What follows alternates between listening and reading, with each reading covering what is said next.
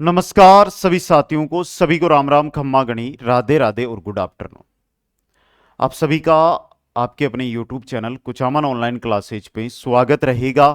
और जैसे ही मैं हिस्ट्री के MCQs YouTube पे कराने लगा तो एक मैसेज, एक कमेंट मेरे को सर्वाधिक मिला कि सर ये टॉपिक तो राजस्थान इतिहास के अंदर हमारे नहीं है। तो उसके बाद सभी के पास एक वीडियो की आवश्यकता थी, सभी के पास जानकारी की आवश्यकता थी कि हमारे सिलेबस में राजस्थान इतिहास से हमें क्या क्या पढ़ना है, क्या क्या नहीं पढ़ना है दोस्तों। इसलिए इस वीडियो को आप शुरू से अंत तक जरूर देखें, वही जानकारी जो आपके लिए इंपॉर्टेंट है। यानी कि राजस्थान इतिहास से कौन कौन से टॉपिक आपके सिलेबस में रहेंगे, उन टॉपिकों के बारे में यहां पर कंप्लीट जानकारी दूंगा। और किस टॉपिक से आपको ज्यादा क्वेश्चन यहां पर देखने को मिलेंगे वो भी इंपॉर्टेंट रहेगा दोस्तों। तो चलिए देखिए, मैं आपका सिलेबस है वो आपके सामने लेकर आया हूं। और जब सिलेबस की मैं बात करता हूं तो यहां पर देखिएगा, ऐतिहासिक घटनाएं, स्वतंत्रता आंदोलन, एकीकरण और महत्वपूर्ण व्यक्तित्व, हम इतना ही लेते हैं यहां से। ये 4 टॉपिक है। लेकिन जो हमारे यहां पे लिखा है ऐतिहासिक घटनाएं, ऐतिहासिक घटनाओं के अंदर हमारी सभ्यता भी आ जाएगी। हमारी क्या आ जाती है? सभ्यताएं। इसके अलावा ऐतिहासिक स्रोत आ जाता है, शिलालेख हो, सिक्के हो, समझ गए। इसके अलावा राजवंश आ जाते हैं, राजवंश। अब राजवंश राजस्थान में गोइल सिसोदिया राजवंश भी है, हाड़ा राजवंश भी है, चौहान राजवंश भी है, गुर्जर परतियार राजवंश भी है। इसके अलावा मेवाड़ का हो गया आपने, मारवाड़ के अंदर और बीकानेर के अंदर राठौड़ राजवंश भी है, कच्छावा राजवंश भी है। अगर हम आगे बढ़ेंगे तो भरतपुर के अंदर जाट राजवंश भी है। तो ये मुख्य राजवंश है इनके बारे में। तो यहां से राजवंश से सभी रहेंगे, राजवंश से हमारे क्या रहेंगे? सभी राजवंश।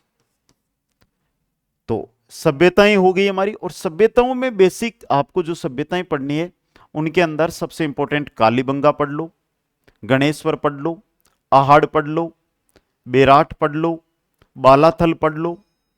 लगभग ये मान के चलो कि ये 5 सभ्यताएं ही पढ़नी है। कक्षा 10 तक मुख्य रूप से इन 5 ही सभ्यताओं, बाकी सभ्यताएं है किस जिले में, इतनी जानकारी आपको लेनी है। ऐतिहासिक स्रोत इंपॉर्टेंट रहेगा, यहां से 1 या 2 क्वेश्चन आपको जरूर मिलेंगे।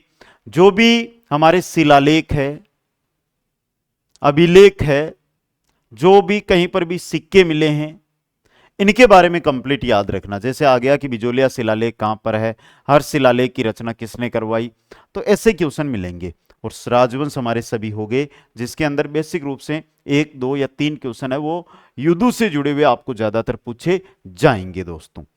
आगे आता स्वतंत्रता आंदोलन। 2 नंबर का जो टॉपिक है हमारा वो कौन सा है? स्वतंत्रता आंदोलन। स्वतंत्रता आंदोलन की जब आप बात करते हैं कि यहां से क्या पूछा जाएगा, तो यहां से देखिएगा 1857 की क्रांति, 1857 की क्रांति, किसान आंदोलन, किसान एंड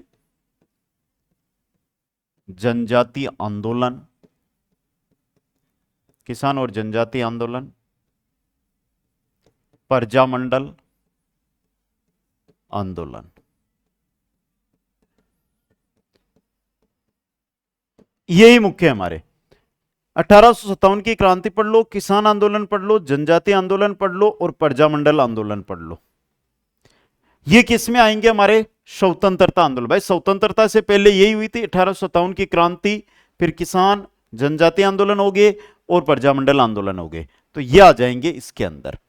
आगे आता है एकीकरण, जिसके अंदर आपको क्या पढ़ना है? राजस्थान का एकीकरण, राजस्थान का एकीकरण,